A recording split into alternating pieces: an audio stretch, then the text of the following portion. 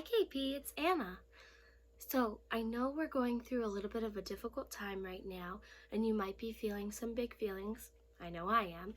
And I found a book that I read, and it helped me with some of my feelings, so I hope it does the same for you. And I just want to let you know that I didn't write it, and I also didn't illustrate it, but it does have my name. So, it's called Anna and the Germ That Came to Visit. Once upon a time, there lived a little girl named Anna. She lived with her mommy and daddy in a peaceful place not too far away. One day, a germ came to visit. It was so small that no one could see it, but it was there, and it was making some people sick. So she might be sick. Cough, cough. And then the germ said, "I'm here, and you can't see me." Because they couldn't see the germ, it was hard for everyone to believe it was real. But more and more people in Anna's land were getting sick and going to the hospital. People were getting scared. "Keep that germ away from us," cried the frightened citizens from the neighboring land, and they made rules to try to stop the spread of the germ. People weren't allowed to travel between lands. That didn't work. The germ was tricky. It kept spreading and making more germs. Soon people realized they now had germs in their neighborhoods. Within a few days, many lands had their own germ problems. People everywhere were getting sick. Anna and her family learned more about the germs by watching the news on TV.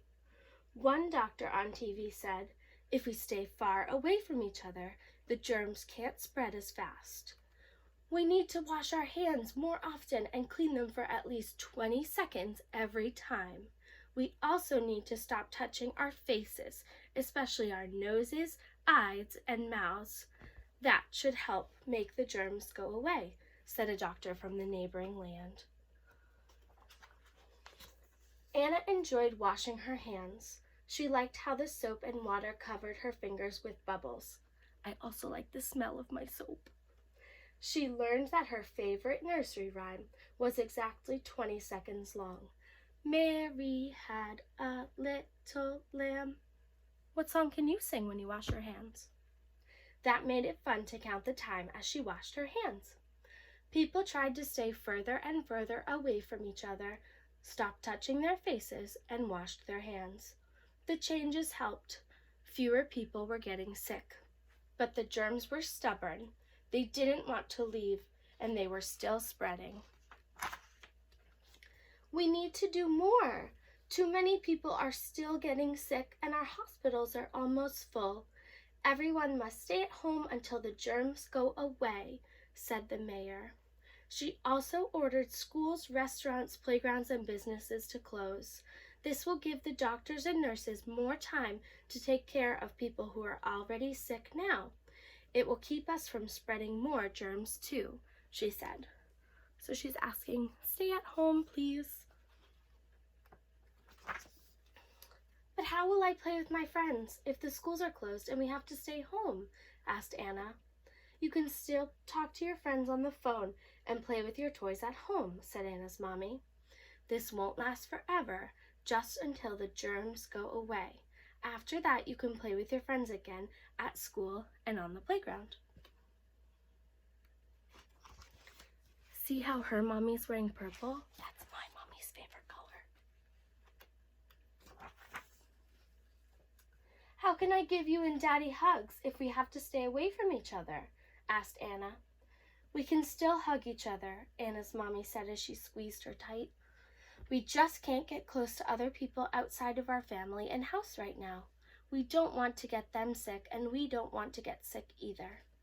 So they waited a few days inside their house. Anna did everything she was supposed to do. She washed her hands. She talked with her friends on the phone, played with her toys, and waited for the mayor to say she could go back to school. She wanted to go back to school most of all. She missed her favorite teacher. She really missed her friends. Anna felt sad and mad sometimes. It was hard to understand why everything changed so fast. Even after spending a few days inside, people were still getting sick. "Mommy, will I get sick?" Anna asked. Her eyes grew big. "Or will you or Daddy get sick?" "Anna, you seem scared." "I understand how you could feel that way. Not everyone gets sick, and most of the time they only have a little cold," Anna's mommy said as she brushed her hair. "We're staying safe at home. Some people can get very sick from the germs if we stay home a little while longer. Everyone has a better chance of staying healthy." Anna looked up at her mommy. "I don't want anyone to get sick, but I am sad and lonely and bored. I miss my friends and Grandma and Grandpa." "I know, Anna. It's hard. I miss my friends and Grandma and Grandpa too," said Anna's mommy. She looked into her eyes. "So does Daddy. We miss going to work.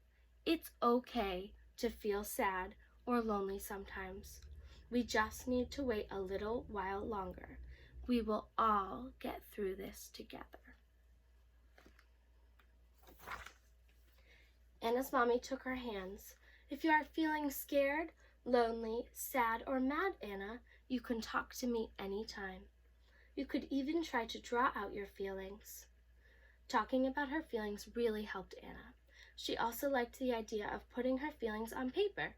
She sat down with her crayons and started to draw. That also made her feel better.